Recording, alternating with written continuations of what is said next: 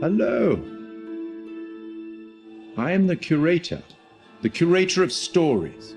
Stories of love and hate, greed and beauty, life and death. Stories such as this one.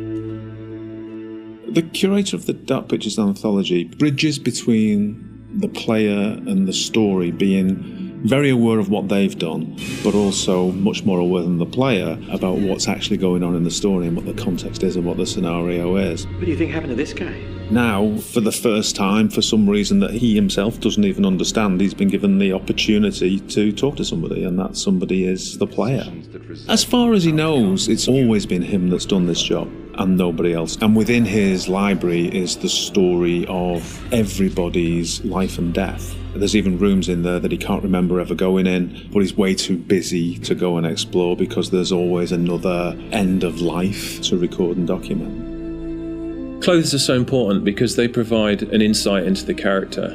They explain where the character's been, they describe where he's going, they suggest motive. We want the audience to perceive him as having everything completely in control. So all of the ideas of his clothes being tailored to his body, it's really important to us. We worked with a costume designer. He did a lot of research into the authenticity of the materials and textures. He provided us with lots of authentic high-resolution reference. He even gave us material swatches.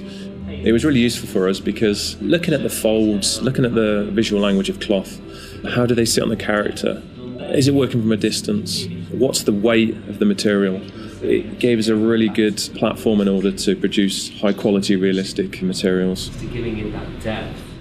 I'm here to record the story you choose to tell. I think that whenever you're dealing with a realistic human acting performance and facial expressions, that part of it is so key to transferring the emotion that you want to over to the player. Just the definition and detail that you need now is quite challenging. But there are repercussions. In terms of cameras, it's quite interesting as well because we've talked a little bit before about how we use skewed angles, upshots, tilts and all that kind of thing to create this feeling of unease and anxiety in the horror moments. And for the Curator, it was quite the opposite actually. He's very much in control and he knows everything about the game you're playing and he's very much at home in his own environment. So we took the approach to have a lot more flattering shots, a lot more level shots. You look at him at a natural height. You're never like below or above him and it creates this veneer of control. It's almost like it's very straightforward and he's just delivering you these statements. You see, we each make decisions according to our own moral compass. And of course he's British. As soon as we'd established that and who he was and what his personality was, our minds went pretty much straight to Pip Torrens to deliver the performance. And Pip's done a brilliant job bringing everything that we wanted in the Curator to life on the screen. And pretty much everything that we shot was nailed on first take by Pip. But the truth of this story isn't fixed. Far from it. A story can change a great deal when told from a different perspective. One thing that was really important for us with the art direction was to somehow differentiate him from the rest of the game that you're experiencing. And with that we could make a really interesting contrast because as the player you might be experiencing all this horror, all this craziness, and all of a sudden you're taken out to quite a different and quite an unusual place. So that was a really fun thing to play with. We tried to play up on that contrast and really signal to the player that there was a change happening. The Curator addresses the player directly. He's quite ambiguous, he's quite mysterious. You're really not sure if he's there to help you or hinder you sometimes. And I wanted that to kind of be reflected in the art. The corridor that he is in at the start of the game and where you see him a lot of times, we wanted to get this feel of an almost infinite corridor that's got this maze-like feel. It's not a set-out space that you automatically understand as a viewer when you see it. You're not sure how long it goes on, how many paths there are, how much of a maze this corridor is. So to light that, we wanted to get this feel where there's not markers that tell you this is where you are right now in the corridor, you've been here before, just to increase that feeling of not being fully aware of your surroundings and add to the mystery of the scene.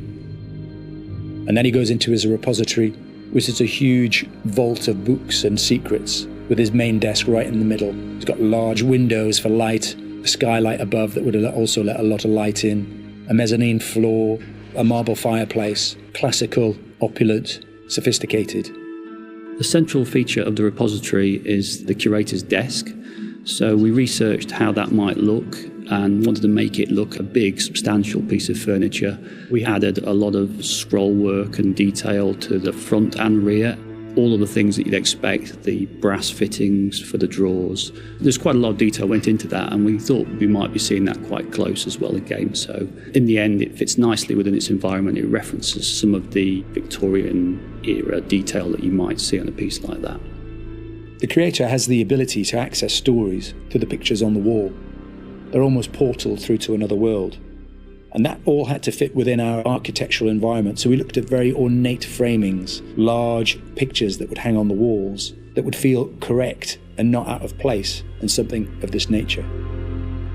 We thought about where we could include light sources that would be interesting and would put light in the right areas of the room. The skylight's a really good example. We decided that having this top-down ambience would really bed the scene in nicely and create this nice veneer to it. And then adding another number of interesting light sources that we can use for accents, such as a fireplace, such as the candles, that just are there to give you that extra range of colour if you need it. They're there to draw the eye of the player to what we want to show them. It's not my place to interfere, but I might be persuaded to offer the occasional hint.